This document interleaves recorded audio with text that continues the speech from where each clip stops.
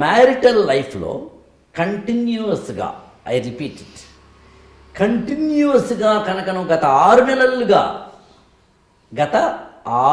నెలలుగా నువ్వు ఒక్క పర్సంటేజ్, ఒక్కరోజు, ఒక్క నిమిషం కూడా హ్యాపీగా లేవు మ్యారిటల్ లైఫ్లో అంటే రీజన్స్ పక్కన పెడదాం.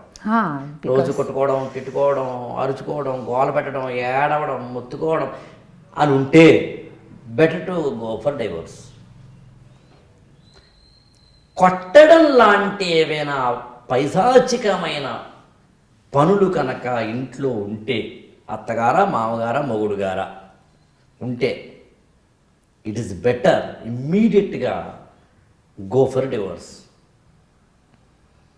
అన్నిటికన్నా ఇంపార్టెంట్, ఒంటరిగా నా కాళ్ళ మీద నేను బతకగలను అనే నమ్మకం లేకపోతే మాత్రం డైవోర్స్ తీసుకునేందుకు మంచి పద్ధతి కాదు.